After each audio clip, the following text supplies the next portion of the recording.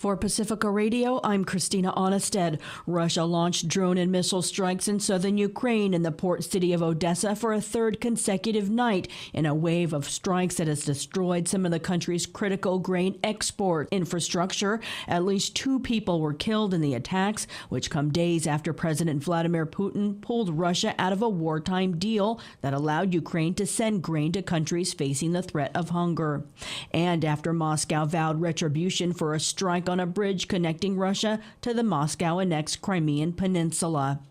The White House warned Wednesday Russia's preparing possible attacks on civilian shipping vessels in the Black Sea. Russia's laid additional sea mines, according to White House National Security Council spokesman Adam Hodge. Israeli President Isaac Herzog spoke before joint members of Congress Wednesday about the state of Israel's democracy and the strength of the U.S.-Israeli relationship, acknowledging heated and painful debate at home and criticism abroad over actions of Prime Minister Benjamin Netanyahu's hardline far-right government. Pacifica's Linda Perry-Barr reports. Israel's figurehead President Isaac Herzog spoke about an unbreakable bond between Israel and the U.S. despite a divided Israel with ongoing street protests over attempts to overhaul their judicial system, as well as Prime Minister Netanyahu's call for thousands of new settlements in the occupied West Bank. Herzog said his deep yearning is for peace with their Palestinian neighbors. However, true peace cannot be anchored in violence, notwithstanding the deep political differences and the numerous challenges that surround the Israeli-Palestinian conflict.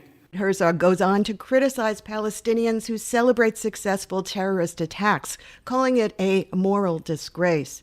About Iran, the Israeli president calls for U.S. support, painting it as a nuclear threat to the state of Israel. Herzog's speech comes one day after 10 left-wing House Democrats declined to back a resolution declaring strong support for Israel, with a handful boycotting the speech.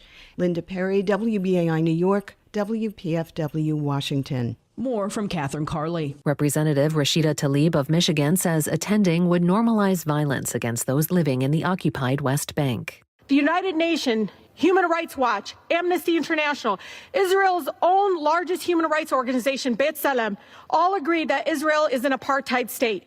Meanwhile, the House passed a resolution reaffirming its support for Israel with bipartisan backing. President Biden has called the current Israeli government the most extreme he has seen in decades as it seeks to overhaul its judicial system. I'm Catherine Carley for Pacifica Network and Public News Service. The Senate Judiciary Committee is expected to vote on a new ethics code for the Supreme Court today, an attempt to respond to recent revelations about justices' interactions with wealthy donors, from expenses paid, lavish trips to property purchases and others. Max Pringle reports. The Supreme Court Ethics, Recusal, and Transparency Act would give the court about 6 months to draw up new financial disclosure and recusal rules for justices.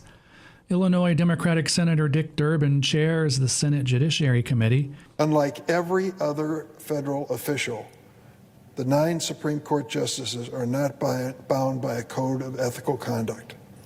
They are the most powerful judges in the entire nation, and yet they are not required to follow even the most basic ethical standards. However, Senate Republicans balked at the bill. Minority Leader Mitch McConnell of Kentucky spoke out against it, calling it a politically motivated attack on the court's conservative majority. We've been told we should be outraged that the justices dare to buy and sell property and take vacations, that they speak at universities and write children's books, and that their spouses dare to pursue careers of their own. But Senator Dick Durbin said McConnell's criticism of the bill omits the purpose of the bill. That is relevant for the public to know if the person buying the property has any business before the court or any impact on the judgment of that justice. I'm Max Pringle. Iraq Prime Minister has expelled Sweden's ambassador and withdrawn its diplomat from the country amidst continued protests against the Quran in Stockholm. It comes as Iraqi protesters, angered by the planned burning of a copy of the Quran in Stockholm, stormed Sweden's embassy in Baghdad, breaking into the compound and lighting a small fire. A man stormed a high-rise construction site in downtown Auckland, shooting at terrified workers and killing killing 2 people. It comes just hours before New Zealand hosts the first game of the FIFA Women's World Cup tournament. Another day of extreme weather around the world. The intense heat hitting much of the globe this summer continues. In the U.S., heat bakes the South from California to Florida. Phoenix broke an all-time record Wednesday morning for a warm low temperature of 97 degrees and a record high of 119, the 4th highest, as Maricopa County recorded more heat-related deaths, 18 so far this year. I'm Christina Onnested reporting for Pacifica Radio.